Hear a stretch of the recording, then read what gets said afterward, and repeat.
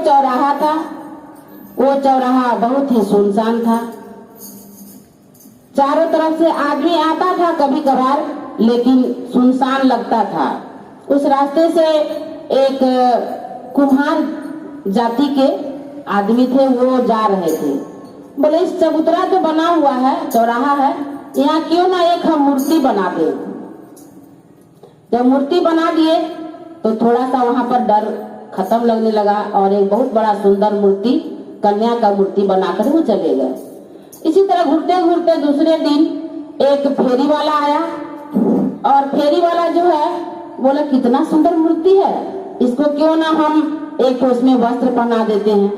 तो वो खूब सुंदर उसको, उस कन्या को साड़ी साया के रूप में चुंदरी लपेट करके चला गया। तो फिर इसी तरह घूरते घूरते कुछ पर्व त्योहार में जैसे कि घूरता है, तो जो है एक सुनार जाति के थे, वो बोला कितना दिन तो हम क्या क्या नहीं किए कर्म, किसी का सोना चुराए, पैसा ये वो किए, चलो उसी के बदले आज इस मूर्ति में हम थोड़ा सा सोना जोड़ते हैं।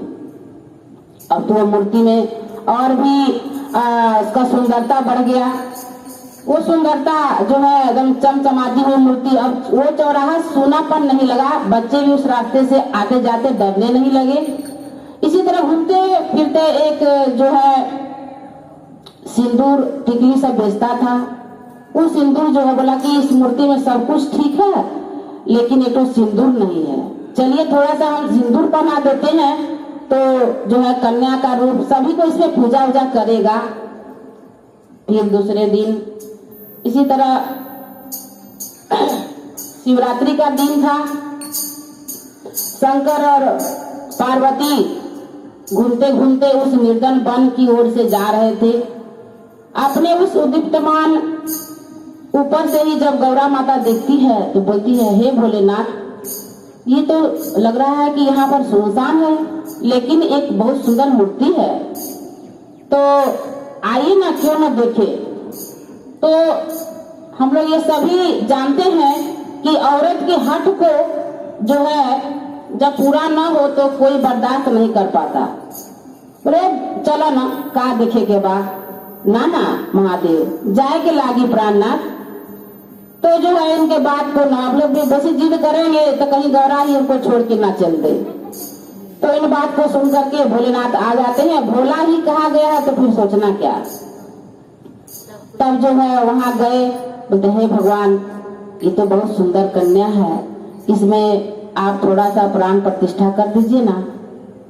तो भोलेनाथ बोलते हैं, अरे तू कहा भी ना करो ये बात, ऐसा कब बोले ना महादेव तराई करने की लागी। तब जो है भोलेनाथ पता नहीं, उस दिन तो शिवरात्रि के दिन जो कुछ मांगता है देता है, तो अपनी पत्नी ही मांग रही तो क्या हुआ, उसमें थोड़ा सा वो जान छिड़क दिए। वह कन्या जो है उठ करके बैठ गई, प्रणाम की, तो बोले हर हर महादेव। तो बोले हे भोलेनाथ, अब मेरा क्या होगा। तो इतना सुन करके वो सब ऐसा माने भगवान का महिमा था कि चारों का चारों सेम डेज में उसी दिन आए।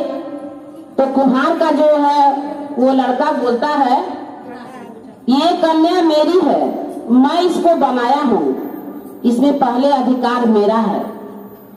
तो बोली ठीक है अधिकार है, लेकिन सुनिए वो अधिकार कैसा है। तब फिर आप विचार कीजिएगा कि आप हमें ले जाइएगा कि क्या कीजिएगा। जे मोर मूरति बानल करे जानवहु हमरो पिताजी भेल रे जान। इतना सुन करके उसके आंखों में, कुम्हार के आंखों में आंसू आ जाता है और वह उसकी भलाई की कामना करके बैठ जाता है वहीं पर। अब आसरा देखने लगता है कि मेरे पुत्री का कौन है जो इसको ब्याह करेगा। फिर दूसरा आता है, बोलता है कि नहीं, हम इसको इतना सुंदर 5,000 का लहंगा साड़ी चुंदरी सब दिए हैं, ये मेरा है। बोला सुनिए, आप हमको दिए हैं तो हम आपके कौन हैं। जे मोरा साड़िया पहनावे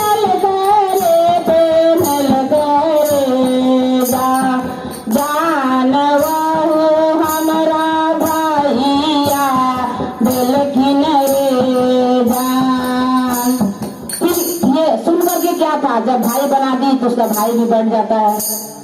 तीसरा जो वो सुना था, बहुत दूर से देख रहा था, बोला ये तो मेरी ही होगी, क्योंकि 80,000 टका भर सोना है, 1-2 भर का सामान है, 1.5-2 लाख का हम दिए हैं। तो बोला कि देखिए हम मेरी है इतनी सुंदर। बोला ठीक है, आप पहले यहाँ बैठिए और आप मेरे क्या है सुनिए। जे हमारा गाना पीनल करे जान जान वहु हमरा भासुर फूल रे जान। और हम लोग जानते हैं कि भसुर ही गुरत्ता है, गुरत्थी में सारा सामान 5-10 बक्सा देता है। तो वो भसुर जब बढ़ जाता है तो शर्म के आगे झुक जाता है और साइड में बैठ जाता है।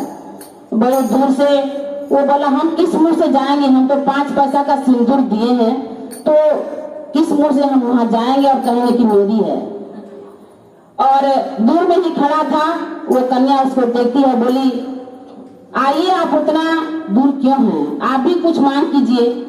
बोला नहीं, हम क्या मांग करेंगे, हे कन्या मैं तो थोड़ा सा ही 10 पैसा का सिंदूर होगा जो मैंने आपकी मांगों में भर दिया और आपकी सुंदरता जो है बढ़ गई।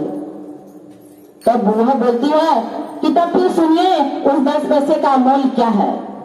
जे मोरा सिंदूरा पीनल करे